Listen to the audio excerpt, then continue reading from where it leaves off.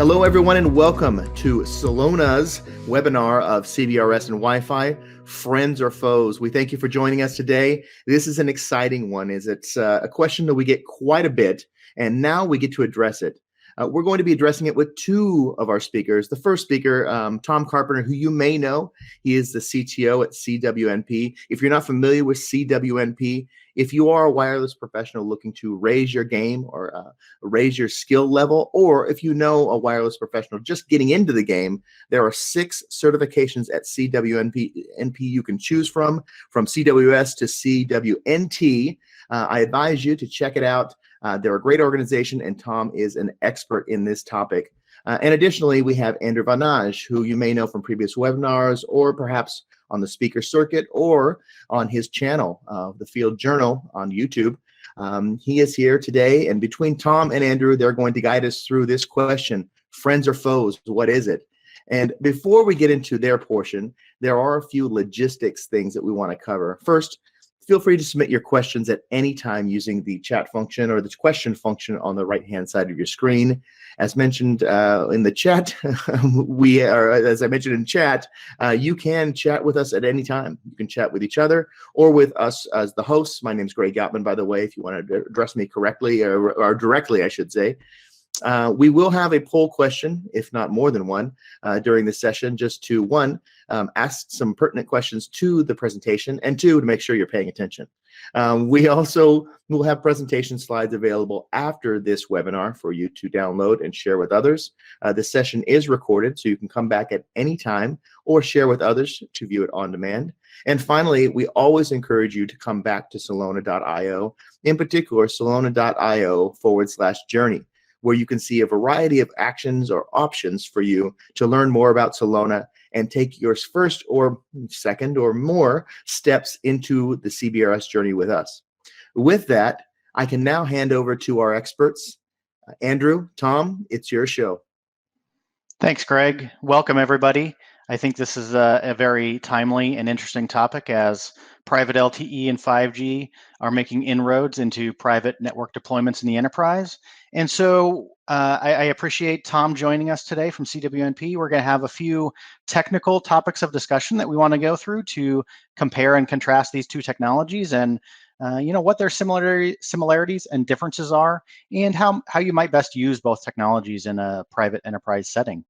So the topics that we'll kind of cover today include spectrum characteristics, coverage and range characteristics, how traffic is handled, and in particular with quality of service in mind across both technologies, how client density is handled on both technologies, and how mobility, or what's in the Wi-Fi world termed roaming, happens across both technologies. So it's very technical oriented content for you here today, not pulling any punches. We want to just compare and contrast both technologies in a objective fashion. So with that, those 5 topics that we're going to kind of compare and contrast, I will hand it over to Tom to talk about the first one, spectrum characteristics with Wi-Fi. Thanks, Andrew, and I'm excited to be here today with Celona. Great organization forwarding a very important technology as we move into the future IoT and other connectivity type worlds. The National Institute of Standards Technology, they developed a document recently called the Networks of Things. And in that document, they defined 5 different building blocks of these network of things: sensors, aggregators, communication channels, external utilities, and a decision trigger. And of course, we're talking today about communication channels, the way we get the data from the IoT devices to the network. And there are many of these communication channels. They can be wired, they can be wireless. We're focusing specifically on wireless, and we're talking about 2 particular wireless technologies, Wi-Fi as well as CBRS or private LTE, and the benefits that they might bring to the table. The question, are they friend or are they foe? Well, as we describe what they do and how they work, it will help you to understand, I think, the ultimate answer to that question. So first of all, with Wi-Fi and the use of spectrum, there are important things you have to consider. One is, how do devices access the spectrum? How do they access the channel to communicate? And Wi-Fi is very well known for being a distributed coordination model. And what that means is basically the devices decide when they talk. Now they try to play nice with each other. They listen before they talk in order to try to avoid interrupting other talkers in the channel. But they do have that distributed coordination function. Over the years, there have been things within the Wi-Fi standard known as 802.11 that have defined a model that could be used for centralized coordination, but that model was never really implemented in any large scale, certainly not in standard devices you could buy off the shelf. And the model has actually been removed from later editions of the standard so that it's not even in there anymore. There are some things in some of the latest amendments to the standard, like 802.11ax, that can assist in some of these areas if they're actually implemented in the long term. But generally speaking, we're going to continue to have this distributed coordination function. We exist in 3 primary bands with most Wi-Fi, 2.4, 5, and 6 gigahertz, although there's not really any 6 gigahertz out there yet, but it's coming. And that's where we do this playing nice, this listening before you talk. So the biggest thing to know about Wi-Fi and its use of the spectrum is that all of the devices are expected to play nice. Not all devices do play nice, and this can impact scalability. It can impact the capacity load of a channel, how much you can fit in there. And of course, what the devices are actually doing plays an important role too. And given that Wi-Fi has been predominantly used for years with standard computing devices, it means that they may have higher data push than some other IoT type devices. So while many people are using Wi-Fi for IoT, it's not always the best solution for that type of communication. So this gives you an overview of Wi-Fi's spectrum characteristics. And now I'll move over to Andrew to talk about the alternative. Thanks, Tom. So Tom just described kind of how Wi-Fi uses spectrum. And so let's contrast that with how private LTE and CBRS use spectrum.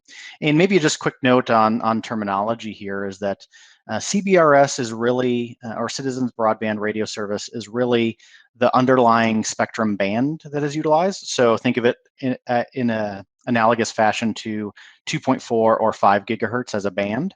And private LTE and private 5G are the protocols and the technology that is actually used within that band. So when we use CBRS or private LTE interchangeably, just do note that generically we're talking about the deployment of private LTE in the CBRS band, and that's kind of what we mean there.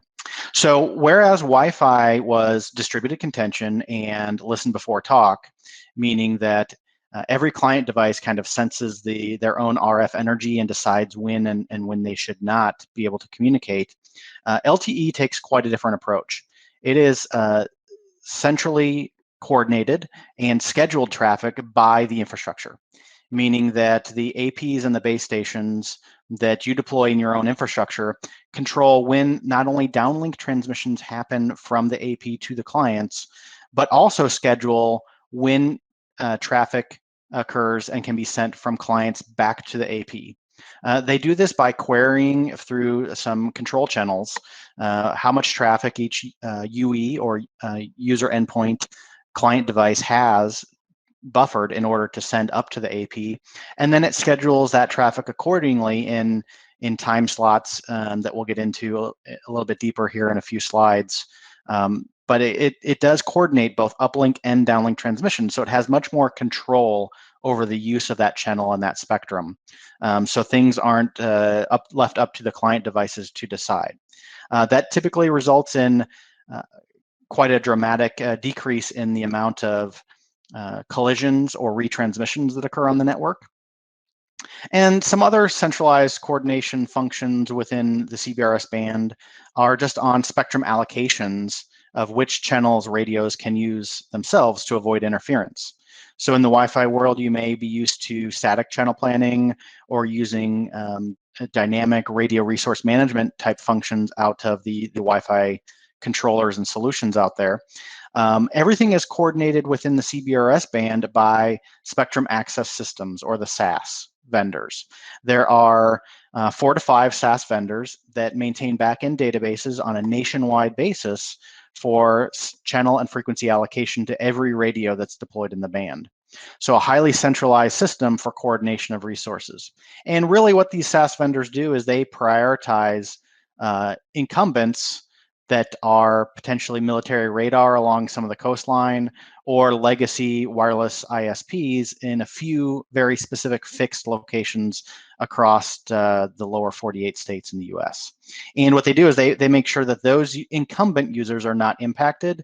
And then they also assign what we call GAA, or generic authorized access users, which is typically your enterprise users that will be deploying in this band. They'll assign them available channels that will not impact those incumbents to make sure that interference is minimized. So both with CBRS from a spectrum allocation perspective, as well as LTE within the protocol itself, everything is highly centralized and coordinated to ensure maximum efficiency and performance. Now, the one big call out here is that CBRS is the initial band that is available for private LTE and private 5G deployment, and there is currently 150 megahertz available from the 3.55 to 3.7 gigahertz range for use of this technology in the United States.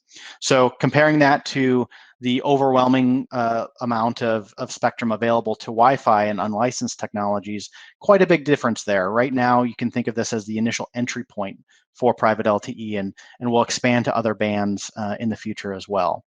And so the last call out that I'll make here is that this band for CBRS is only being used by private LTE and in the coming year, private 5G.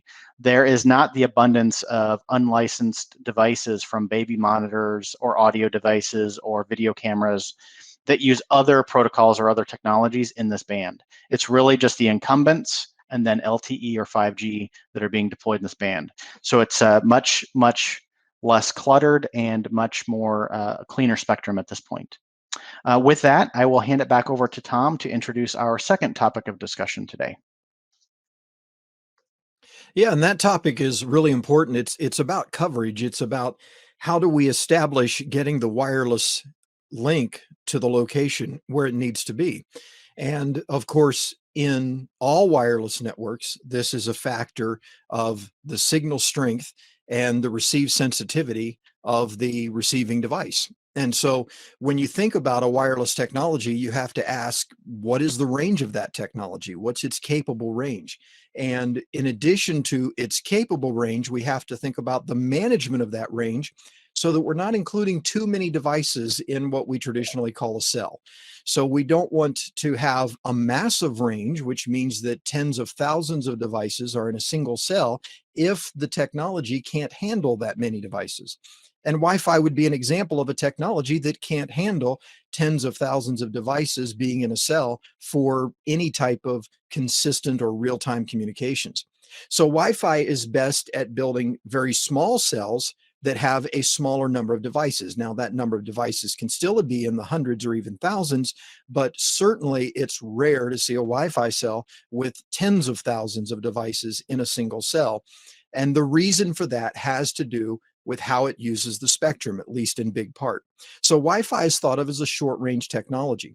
The transmitters usually have low power transmissions, somewhere between 10 and 20 dBm, and they use 20 megahertz channel increments. Now, what I mean by that is, sure, they could use a wider channel than 20 megahertz, but we always think of them as chunks of 20. So we have 20, 40, 80, 160, maybe down the road 320, and so forth. And so these are the different total channel widths that we can have, but then there are flexible operations that allow for devices that only use a 20 megahertz portion of the channel to still communicate with an AP that is configured for 40 megahertz and so forth. But generally speaking, we think of them as 20 megahertz increments. And that's even still true with 802.11ax. If you've studied any of that, this new amendment to be ratified very soon actually still uses these 20 megahertz channel increments, even though it now supports resource units and some what you might think of as sub-channelization, borrowing actually from the cellular world and taking advantage of the ability to therefore have multiple devices that can communicate concurrently within that 20 megahertz channel.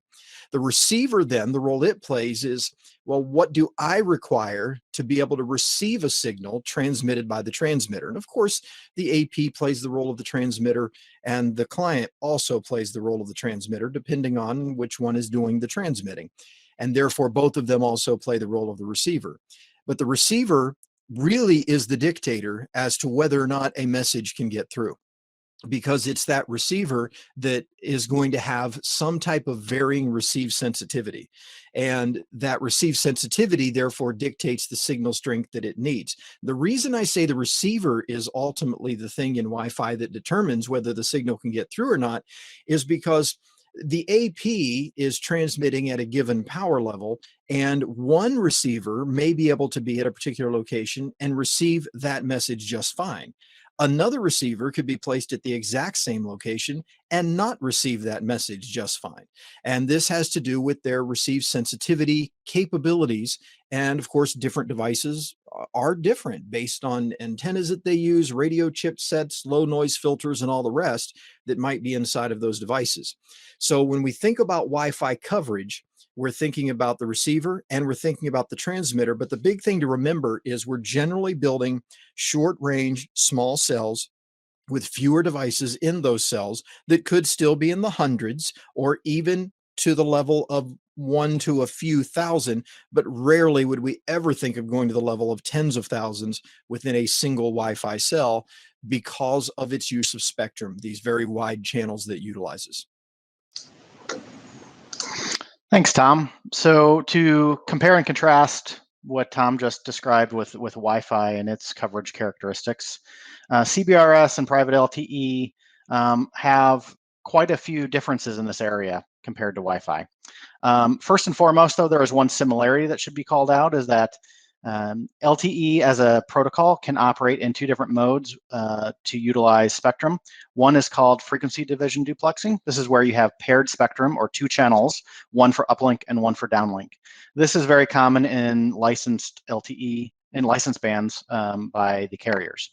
In the CBRS band, however, we are using time division duplexing, where we use the same channel for uplink and downlink, and that is very similar to Wi-Fi. So we have periods of uplink and downlink on the same channel. From a transmitter perspective, the first thing that we'll note with CBRS and the APs in this band is that category B devices, which are the higher output devices, there's category A, which are low power, primarily indoor, and category B devices, which are high power and outdoor only. Category B devices offer much higher power output than your traditional Wi-Fi access points based on FCC regulations. So in outdoors environments, category B devices can transmit up to 47 dBm per 10 megahertz. Channelization in CBRS is typically 10 or 20 megahertz size sectors. So for 10 megahertz, we can output at 47 dBm. And if we go to a 20 megahertz channel, that means we can actually output at 50 dBm. And that is the EIRP, taking into account both the conducted power output at the radio as well as any antenna gain in the system.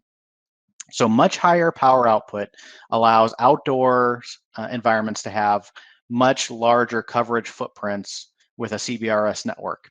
So this means you can cover hundreds of thousands of square feet, or even for more point-to-point type applications, multiple miles between a link across a CBRS network because of that higher transmit power output. For indoor environments, the category A on CBRS is very equivalent to Wi-Fi power output, typically 24 dBm conducted power and 30 dBm EIRP. So there we have very similar transmit power output on the indoor space as Wi-Fi. But what we do find is, because of how LTE utilizes the spectrum, predominantly with how it leverages OFDMA, very particularly within LTE, we find that the receiver and the noise floor is much lower than compared to Wi-Fi, which allows, even in indoor environments, a much greater coverage footprint. So the receivers for LTE devices are much more standardized and higher quality componentry. which is why it typically carries a little bit higher price point to add cellular chipsets into devices, although that price gap with Wi-Fi has been falling in recent years. And how it utilizes OFDMA with 15 kilohertz subcarriers dramatically lowers the thermal noise floor at the receiver. This means that we can establish links at much lower signal strength for LTE devices with a noise floor somewhere around negative 120 dBm. The thermal noise floor is typically about negative 131. We add in about a 6 dB noise figure, and we might be at neg 125. We're using neg 120 as a conservative estimate for planning purposes. So you may be able to establish a link with a good signal to interference and noise ratio still at much lower signal qualities than Wi-Fi.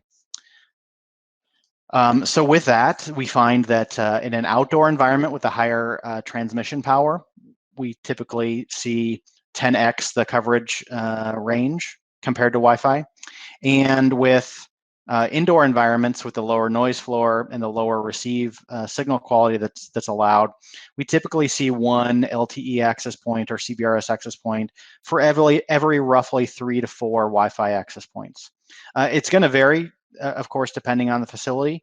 We see some facilities that are more open, like warehousing or logistics, where we can actually cover 50 to 100,000 square feet. And when more walls or obstructions exist, we see it more down to the 10 to 15,000 square foot range per indoor access point. So quite a big difference there on the coverage characteristics between the two technologies. With that, Tom, over to you for the third category that we're going to discuss today. Yeah, and this category is actually a really important one for a lot of communication scenarios within the channel that we talked about from NIST, is this area of quality service. And quality of service is all about making sure that the data that needs to get through gets a higher priority over data that doesn't have that time-bound constraint attached to it. And Wi-Fi, when it comes to quality of service, the way I've always defined it is we hope so prioritization. And what I mean by that is it is a probabilistic prioritization model. Now, with legacy transmissions, there really isn't any quality of service, but very few Wi-Fi devices still exist today that do not support the quality of service that was introduced in 802.11e all the way back in 2005. So most Wi-Fi devices can do more than just legacy transmission, although they're still going to support the legacy traditional, it was called distributed coordination function, or DCF. The newer devices today, the ones that we mostly use now, actually support something called Enhanced Distributed Channel Access, or EDCA. And the EDCA implements what's called an EDCAF, which the F just stands for function. So one of these different functions, not funnel as my image might represent, just to be clear, but one of these functions is for voice. One of these functions is for video, one is for best effort, and one is for background. So what we can do is we can take the frames we're about to send and we can drop them into these different queues. And then depending on the queue it's in, it will have different numeric values that are used algorithmically to increase or decrease the probability that that particular frame is going to get the next transmit opportunity and be able to be transmitted. So remember that in each transmit opportunity from a wireless client device that's using Wi-Fi, we have one thing that we could transmit. So we got to pick what that one thing is. This therefore gives us some internal quality of service within the device, and it can be utilized by that device to determine which frame has the higher priority to be transmitted. There are 4 queues that are predominantly used because these are defined in Wi-Fi Multimedia or WMM certification by the Wi-Fi Alliance, but there are actually more queues defined in the 802.11 standard, though I don't really know of any devices using those extra queues. What they basically do is they give you 2 more queues, one more for voice and one more for video. So you can have a high priority voice and a very high priority voice, and a high priority video and a very high priority video. But again, not really being implemented yet in devices at this stage. So these are the 4 primary queues. But here's the thing to keep in mind. It's numeric. And so basically we have a smaller range of lower values that we're pulling from for wait times for voice than we do for video and so forth. And therefore, statistically, it's more likely that a voice frame is going to win the lottery and be able to be transmitted than a video frame. But that's really all we have. And this is a distributed quality of service function as well.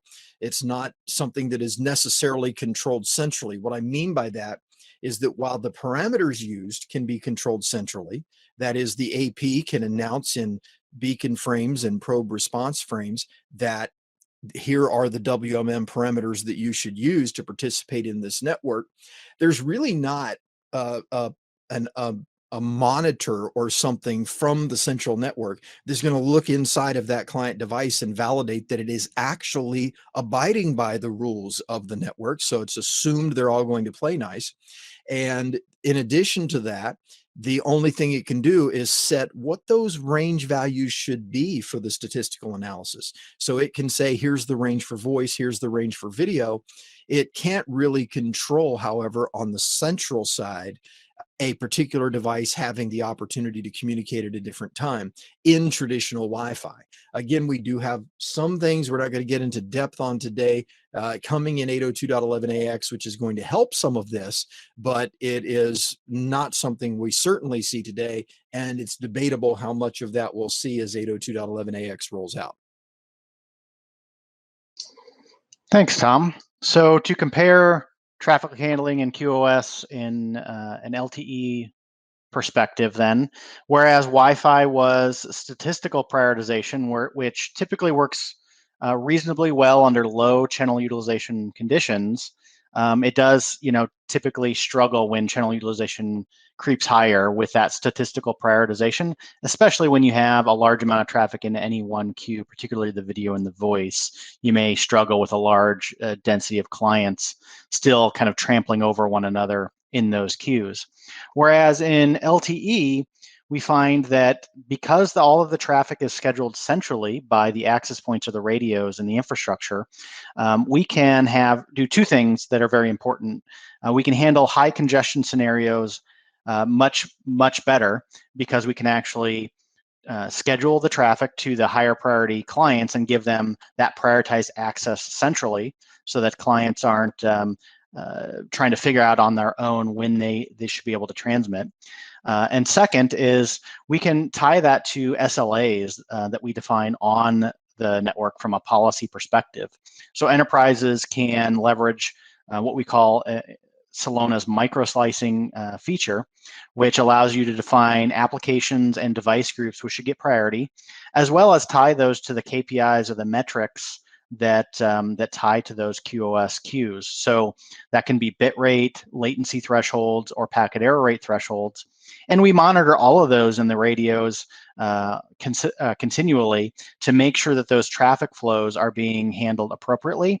And the scheduler within the LTE radio is prioritizing and giving enough resources to each of those traffic flows to be successful. If under a high congestion scenario, we can't handle all of the traffic, let's say we've got a flood of a ton of voice traffic that's highest priority, we actually also can implement admission control, which can steer clients to alternative serving cells or serving APs that aren't as congested to handle those. And we can actually not admit those flows into the network. So we don't degrade the performance of existing flows, and we steer the clients or those new flows that are coming into the system to the resources or the access points that can handle them most effectively. The other thing that's of note here is that the scheduling is using OFDMA, which can schedule user traffic on those 15 kilohertz subcarriers or multiples of those based on the unique channel conditions for each of those clients. So even within a single 10 or 20 megahertz channel, the clients and the receivers will have some subcarriers that are performing better than others. And we can understand that through the control and RF feedback loop through the channel quality indicator that the client device sends that data back to the access point. And we can understand very granularly which subcarriers are working well for clients and which ones aren't, and layer that into our OFDMA scheduler within the radio to make sure that we're most effectively transmitting on the subcarriers that each client is performing best on. Additionally, on the RF feedback loop, not only do we continuously get information back from the clients as to their RF conditions and what traffic they need to schedule, we also can control the client's modulation. So the radios are responsible not only for selecting the appropriate modulation from the AP down to the client in the downlink direction, but also dictating to the client in the uplink direction which modulation it should use based on the access point receiving signals back from the client. So we have very structured control, not only from the scheduling of traffic, but also data rate selection, if you will, or modulation selection from the client device. So we can minimize that guesswork in which data rate to use that would be most effective. And the last thing to know about CBRS and private LTE is that unlike Wi-Fi, which can dynamically use the channel for either uplink or downlink from any client, given the traffic patterns, we have more of a weighted upload and download configuration profile that gets applied that is selected by a network administrator or an operator and is typically consistently set across the radios at an entire site to weight the traffic for upload versus download traffic scheduling. And this is something that is baked into the LTE protocol, that there's a number of different configuration profiles to select from that give you a different balance of uplink and downlink. And so whereas you might be used to seeing in the Wi-Fi world one value for channel capacity, where you might do a simple test of iPerf or speed test to get the total channel capacity. In LTE, you really need to combine both the upload and the download performance characteristics in order to derive the full channel capacity, because there is a reservation of the channel so that let's say download traffic doesn't swamp upload traffic completely. We always take into account the targeted applications and the desired traffic profiles that we're going to be supporting on the network. Now, this will be changing with 5G. With 5G NR, we will have more flexibility in the weighting of upload and download traffic. It's a little bit strict right now on LTE, but we will have more flexibility there to, especially on the upload direction, provide higher channel capacity to those clients that need heavy upload traffic scheduling. So that's quite a big difference here between Wi-Fi and LTE. And I do have one note down there as well, that based on the more standardized receiver componentry in client devices, as well as the thorough testing and certification process that the LTE devices go through, really to be deployed on carrier networks, client performance can be consistently characterized by the signal to interference and noise ratio values. Whereas in Wi-Fi, the client performance characteristics are kind of all over the map. Some clients perform well and some don't. In LTE, things are much more consistently able to be characterized. And so for a given SINR, you can reliably predict what the upload and download performance for various client devices will be. And this is very beneficial in the planning and design phases of a network in order to model the capacity needs of a network more granularly and more accurately. So with that, I'll hand it back over to Tom to discuss density handling. Okay, here's a big one in Wi-Fi, right? In fact, there have been entire educational programs built around accomplishing density with Wi-Fi. What it comes down to is the fact of, well, let's back up in history a little bit. First of all, know that Wi-Fi has been around since 1997, though not originally called Wi-Fi. And no one really thought early on that Wi-Fi was going to become some kind of de facto connectivity for in-building connections. And the movement toward that really started in the first part of the last decade. Oh my goodness, it's 2021. In the first part of this century, the movement that started toward that started to change the way we had to begin to think about Wi-Fi. And then you saw toward around the 2008 to 10 timeframe, we saw this need to really seriously begin discussing and successfully implementing density.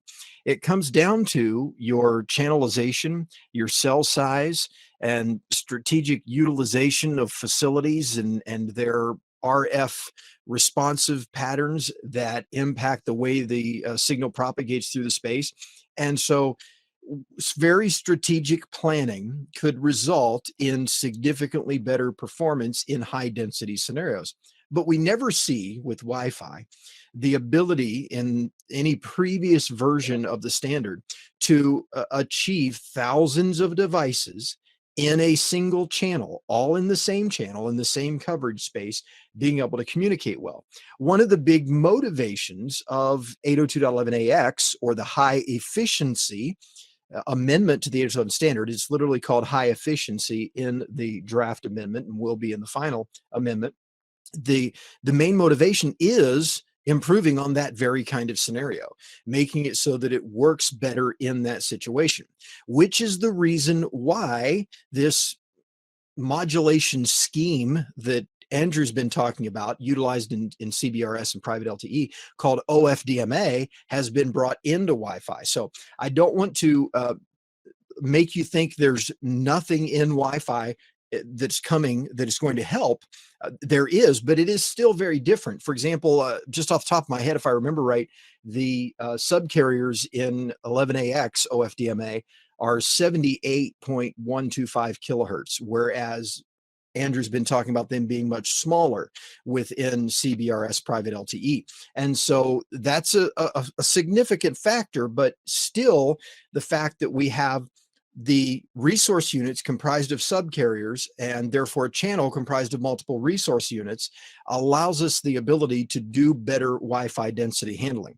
But it's still not going to be able, just statistically, it's not going to be able to be at the level of, say, what we do in the cellular networks today, simply because of the subtle differences that are still there, which end up giving significant differences in the ability to handle volume of end nodes or devices. So with Wi-Fi, we still have that age-old 20 megahertz model. Yes, in the beginning it was 22 megahertz, but we have that 20 megahertz model still in Wi-Fi, where we think in 20 megahertz chunks. And if you were to look at the 11AX draft amendment as it stands, all APs that work in 6 gigahertz, for example, are going to have to support an 80 megahertz channel based on the current wording of the draft. And so the reality is that while we just got a big chunk that you see represented on the right side here of more space given to us in the US and around the world, they're beginning to open up some of that space, if not all of it, in different regulatory domains as well. The new specifications are saying, hey, we've got a lot of space, so why not use bigger channels? Now, it doesn't mean all of your communications have to take place on an 80 megahertz channel and 6 gigahertz. You could still have a 20 megahertz only client. It's clearly specified within the 11AX standard that could communicate only on the primary 20 megahertz channel. But that fact that it exists and that stations would be able to support it is going to drive more use of those wider channels. Although how well the resource unit utilization works within such a wide channel, well, time will tell. We really have to see that in the wild to find out what's going to happen with that. But the big thing to keep in mind then with Wi-Fi density handling is it does come down to making sure that you have the right cell sizes and the right channel widths to accomplish your end goal of the overall capacity that you need over the multi-cell network that you're deploying. And that means thinking through channelization and power levels. Now, the big advantage that Wi-Fi does have here is the higher potential data rates, right? And that's the big thing that Wi-Fi is going to keep on bringing to the table. When you need to push a lot of data through very quickly, Wi-Fi continues to be one of the better solutions for that. But it's very important to remember that that's not always what we need. You know, sometimes we only need things like what maybe something like Sigfox would support, right? And when you're looking at that, I mean, you're talking about something with less than 140 messages even sent per day, and each message can only be, I believe it's 12 bytes in size. So clearly that means we need a small amount of throughput. And when you're thinking about density, then if I'm thinking about 10,000 devices, well, I don't need really wide channels to let 10,000 devices send 140 messages of 12 bytes each a day. So it depends on exactly what you're trying to accomplish, what you need as far as density goes in a network. And with Wi-Fi, we're still dealing with those tablets, those laptops, those kinds of devices that, because of user applications, may have very high data throughput levels.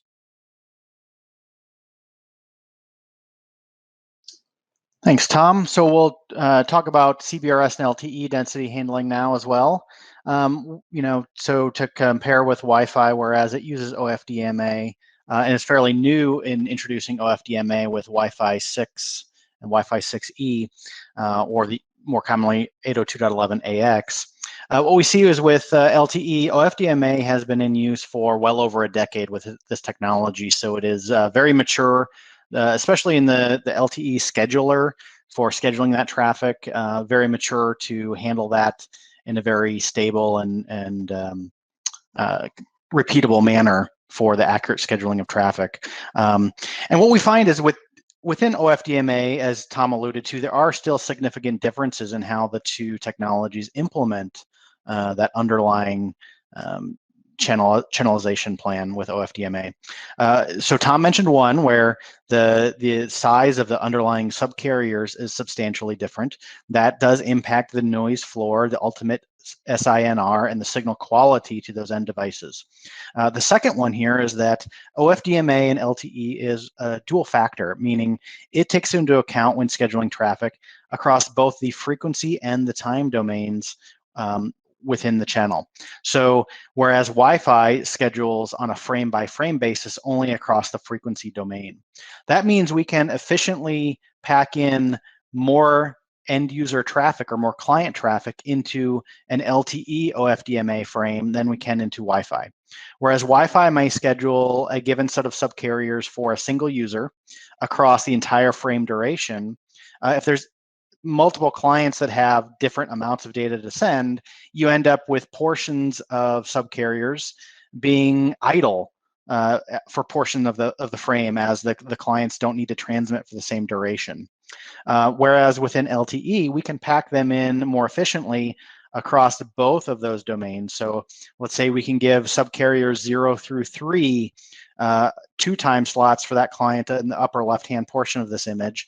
And then within the same frame block or physical resource block, transition to another LTE client on the same subcarriers then to transmit their data. So we don't have any wasted time within the transmission frame. So that's a huge difference in spectral efficiency there. A second huge difference is how Wi-Fi and LTE handle interference coordination differently. Within Wi-Fi, interference coordination is typically done by assigning radios to different channels to avoid interference completely. This is why static channel planning or those dynamic radio resource management algorithms within Wi-Fi are of heavy focus in order to make sure that APs are not interfering with one another, because in Wi-Fi, transmissions are blocking other transmissions if they occur on the same frequency. Meaning if one AP or one client hears another one transmitting, they back off entirely and have to wait for that transmission to cease before they try to acquire the medium and transmit themselves. So it's very, very serial transmission focused in Wi-Fi.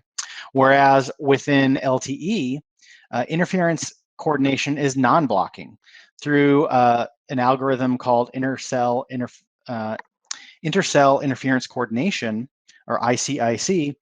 LTE access points actually can schedule traffic knowing what the scheduling algorithm is on nearby APs that may also be operating on the same frequency. So from a first order of design, we still in LTE prefer to have APs or radios on different channels in order to maximize their capacity. But in a high density situation where we start reusing channels, we can still transmit at the same time on the same channel from two different APs or two different clients because this interference is non-blocking. And how that manifests it is if channel is not fully saturated, the devices will schedule their transmission so they're non-overlapping, as shown in the right-hand graphic here. If that is possible, that's the best scenario. If that is not possible, they can still transmit at the exact same time, and the transmissions will be handled as increasing the noise floor to all the other APs and clients in the area. So let's say you have a multi-AP deployment in a very high density situation. You've reused channels as much as possible on different frequencies, and the subset of APs that are on the same frequency then will handle the other APs as raising their noise floor, potentially reducing to a certain extent their SINR capability and reducing their ultimate capacity within their own cell, but they can still transmit at the same time in a parallel fashion. Now, we still do have to be careful about making sure that two APs on the same channel are not very close to one another, because if they're increasing the noise floor to a large extent, we will start to run into significant problems still, but it's not as dramatic as within Wi-Fi. And the other aspect then is that if they are appropriately far enough apart, that noise floor gets raised to a degree, but we can still layer in capacity by adding additional access points into the environment. So whereas with Wi-Fi, you potentially hit a roadblock of if you're adding in too many APs, they just start to block transmissions from one another, and you actually don't gain any effective capacity. Whereas within LTE, with a proper design where those APs are not directly adjacent to one another, we can still layer in additional capacity. It does raise the noise floor. It does reduce each cell's effective capacity individually, but we can raise the aggregate capacity of a network still by layering in a density of access points. So that's something to consider there when we're looking at those very high density, large public venue type of situations where we have hundreds of access points in a confined facility. One additional benefit as well, especially from an IoT perspective with client density handling, is that from an LTE perspective, client density and client devices have two states. They have an active state where RRC is connected from a traffic flow perspective, and they have an idle state where they're still connected to the network, but no traffic is flowing. And so then they're RRC unconnected at that point. Those idle devices that are still technically connected to the radio can be offloaded from the AP to the packet core in a cellular network to free up radio resources to serve other active clients. And this means we can handle a very large client density or a large number of devices in a cellular network as compared to Wi-Fi.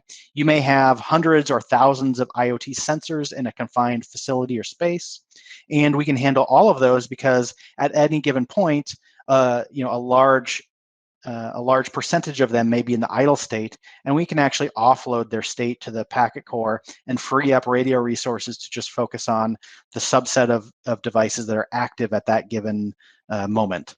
So that's another big difference between the two technologies. With that, Tom, let's tackle our last topic, which is mobility, handover, and roaming. Yes, and I'm going to move through this one rather quickly for sake of time to make sure we have time for Q&A at the end. But I do know there have been some really good discussions I've been watching as we go along. The issue of Wi-Fi mobility is another area of challenge that has been there for Wi-Fi. Early on, we had no real specification for how to be mobile with a wireless solution. And then eventually we had a solution for mobility, which wasn't implemented. And then eventually it started to be implemented, and we're still dealing with both proprietary and standards-based methods of accomplishing mobility. And so mobility has been a struggle for Wi-Fi all throughout. And it's for this reason, for example, when voice over IP first came to the Wi-Fi world, a common recommendation of handset vendors was, well, use a pre-shared key for all of your voice links because it's easier for roaming. Well, it is easier for roaming. And that was one of the big motivations for it. The biggest challenge is that there's really no central coordination for roaming to take place within the vast majority of Wi-Fi that we have out there today. The client gets to make that decision. And how does the client make the decision? The answer is however it wants, or at least however the programmer wants that coded the algorithm and any values or factors, hysteresis, whatever that are being utilized in order to make that roaming decision. And so clients can vary significantly. Therefore, just because my coverage allows for mobility for one client does not automatically mean that another client is going to have effective mobility. So these are ongoing challenges in the Wi-Fi space. And where we see some of these challenges in Wi-Fi stand up or stand out is anytime you see there's special training needed to accomplish it, or anytime you see that there are organizations or vendors that argue over our technology is better at that thing, like roaming or voice over IP or anything like that, you know that, okay, that's an area that Wi-Fi struggles with, or at least that many Wi-Fi implementations struggle with. And this is why, today I'm about to ruffle some feathers. I'm sure there's some primary Wi-Fi folks on with us today, since I announced this on Twitter and CWNP shared it. So, but I'm going to ruffle some feathers. Wi-Fi is not the best channel for voice over IP. It's just that simple. It's not the best channel. We've used it on it for years. We've tried to make it work as best we could, but it's not the best channel. And by channel, I simply am referring back to the NIST terminology, the way we're communicating from point to point. There are many other wireless technologies that do voice far better than voice over IP across Wi-Fi. And I will tell you that there are many other things that Wi-Fi is not the best for, right? But we've used it because it's what we already have in place. Going forward, I'm a big believer we cannot continue to do that. We cannot continue to use any technology just because it's what we have in place with the flood that's coming, because there's a massive flood that's coming. And let me illustrate this and then I'll just be quiet. There's a massive flood of billions of devices that are coming to the planet that are going to want to communicate. And we can't just say, well, we're going to throw them all on Wi-Fi because that's what we already have. So we need to take advantage of these other technologies that are better suited for the different use cases. And that was one of the things, Andrew, at CWNP that really motivated us to start a whole new track of wireless certifications with the IoT world. So I've said my piece, I've ruffled some feathers, and I'll turn it back to you. Thanks, Tom. No worries. I think the whole point here is for us to, understand the differences, let the attendees, draw some conclusions based on some of these objective factors, and maybe we'll provide some guidance where necessary of, best use cases that may be targeted, but that's not really the focus for us today. On the LTE side with mobility and handover, as Tom alluded to, it is very infrastructure controlled with LTE, and there's very precise timing. So this is one of the huge, strengths of LTE. It was, built from the ground up with mobile handsets and, voice over LTE and voice services natively in mind, with large populations of consumers with these devices in their hands that are going all over the place from a physical perspective. So what we find is that the primary way of handling handover in LTE, and I say handover because that's the terminology used in the cellular space, whereas in Wi-Fi, it's more common to call it roaming. Roaming in the cellular world is something completely different, which is more of a subscription-based roaming when you go out of network. Handover in a cellular world is very much centralized and controlled by the infrastructure. RF measurements are reported by the client or the UE to the access point on a consistent basis. That's that CQI, or channel quality indicator, which gives the AP the client's view or perspective of its RF environment on the existing serving cell or the existing AP that is connected to. What also happens kind of more on demand are these measurement reporting messages, which the client indicates to the AP its neighboring cells that it hears and their quality. So the access point has both perspectives of what it's understanding the environment to be, as well as what the client is understanding its environment to be. And when the infrastructure determines that a handover needs to occur, typically triggered by a signal threshold or a threshold on performance, then it will start to prepare the target eNode B or the target access point that it wants the client to hand over to with its state information. And all of this is handled with very precise timing because all of the access points in a LTE network are clock synchronized through either GPS or on a network through a PDP master. And all of the clients are synchronized to their current AP through the LTE carrier. So unlike Wi-Fi, where they do preamble detection and lock onto the incoming signal to understand and demodulate the bits on an individual frame basis, in the LTE world, the clocks are synchronized continuously through the LTE carrier with the clients. So once the infrastructure decides that it needs the client to move, it can instruct that client to move at a very precise time, and it has already prepared the target AP to receive that client, and it instructs the client on which channel and frequency it's on and exactly when to trigger that threshold. So those handovers happen very consistently in a sub 20 millisecond type of handover scenario in cellular. The other big thing to note about cellular is from an authentication perspective, the packet core contains the entire HSS, which is the authentication database. There's no integration with external systems like Radius or AAA that are required. This is quite a big difference because wrapping around deploying those AAA systems, especially once you get into certificate management and some things like that with Wi-Fi, can start to get very complex and very confusing for a large majority of customers and enterprises in my experience. So having all of that kind of baked into and built into the infrastructure itself can just ease adoption of that type of high security coupled with high mobility and handover performance. Whereas with Wi-Fi, like Tom mentioned, typically you're seeing a trade-off there of they might deploy pre-shared key just because it's simpler to get working, but you have that trade-off security when you do that. It should be noted that in LTE, we do have a backup handover method that is device-based. This is really used in emergency situations where a client may have a link failure that was unanticipated and needs to immediately establish a new connection. It can initiate that itself.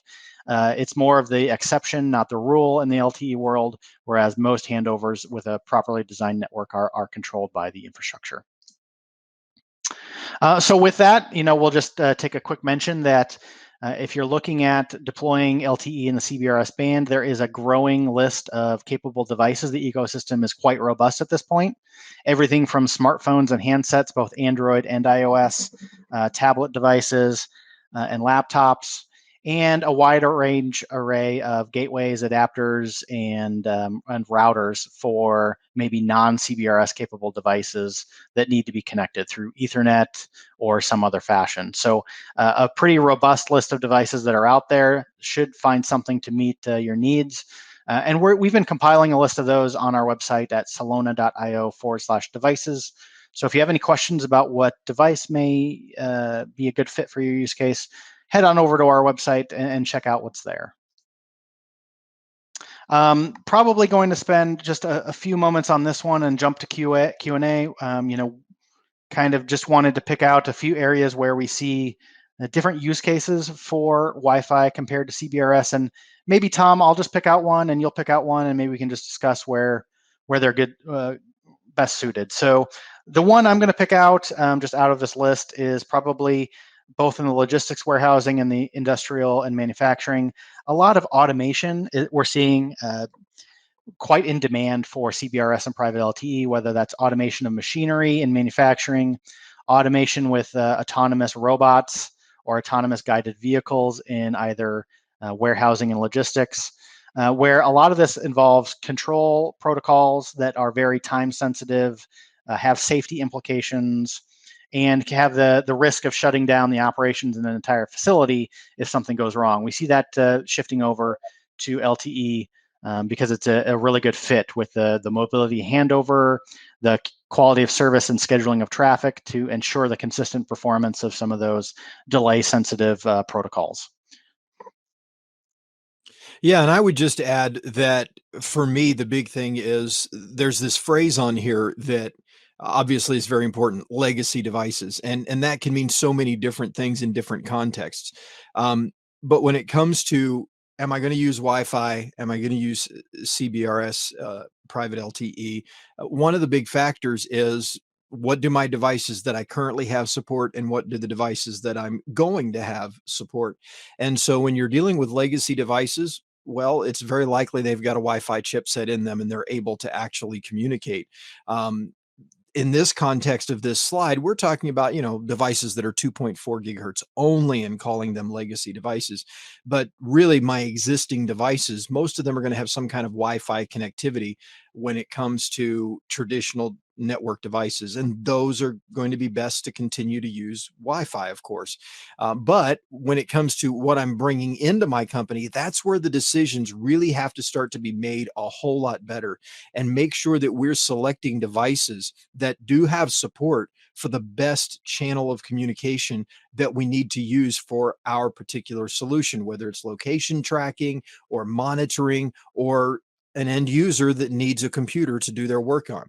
So we need to make sure that we're thinking that through and not just pulling everything into Wi-Fi. It is time to really begin to think about other channels and making sure we're using the right technology for that which we're implementing. And that's a big driver for me. So with that, I think we have one poll question for those attendees that are here. If you look at the poll section on the right-hand side, what's your take? Are Wi-Fi and CBRS friends or foes? Take a moment to answer that, and while we wrap up with some Q&A.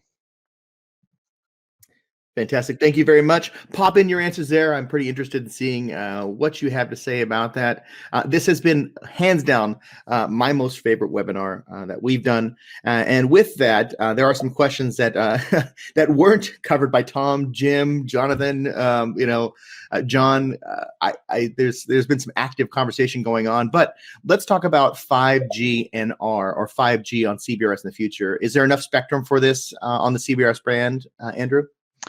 I think the short answer is yes. What we're seeing is that LTE is the protocol of choice in the band today, and 5G, predominantly the standalone version, will be the future in the version in the future that will be deployed in the coming year. So what we're seeing is a lot of early deployments in the band today in LTE.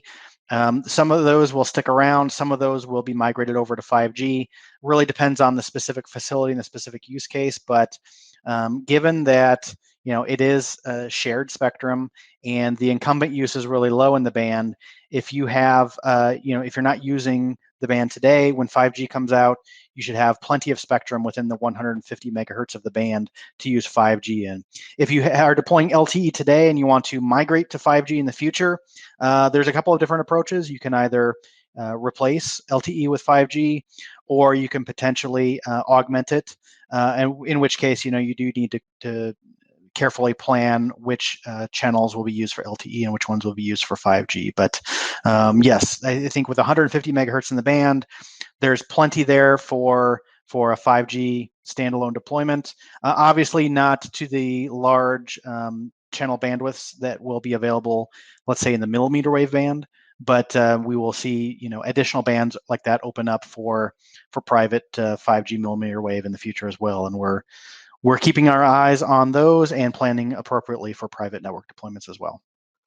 Oh, great. Now, there's another question which Tom or Andrew you can address, which is around any clarity on the gaps between Wi-Fi 6E that private LTE may address. Yeah, I'll do a brief thing and statement, and then I'll let Tom chime in as well. I think the huge differences are they both use underlying OFDMA, but they use it, like we said, in a very different fashion. The scheduler in LTE is over a decade old, so the scheduler is much more mature for right now than the OFDMA scheduler in Wi-Fi 6E. There's the differences in how they schedule and efficiently pack data in, because they both use OFDMA a little bit differently. And then the QoS, I think, is a huge difference where, even in Wi-Fi 6E, It's still distributed contention. There's still no guaranteed QoS and Wi-Fi. It's still just statistical prioritization that does tend to break down under heavy loads. Whereas with LTE and 5G, it is much more controlled and scheduled. Therefore, we can kind of guarantee that reliability to the prioritized applications that you have. And I was going to summarize it simply. So Wi-Fi 6E is Wi-Fi in 6 gigahertz.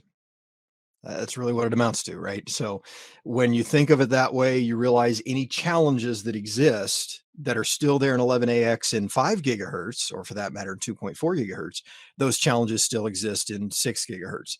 The difference is, depending on where you are in the world, you may have a massive number of new channels that are available to you.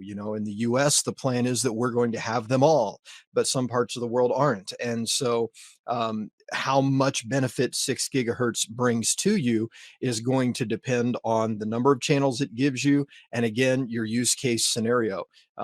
We still are going to have to be strategic about how we do our channelization, configure our quality of service, build our cell sizes. None of that's really going to change significantly, with the exception of the added benefit of more channels where we have those additional channels. Thank you for that, Tom and Andrew. Another question we have is around the reuse approach of LTE for raising the noise floor, and if it's similar to 802.11ax BSS coloring. Either have an input on that? Yeah, I would say they're analogous, but they are not by any means the same or really comparable.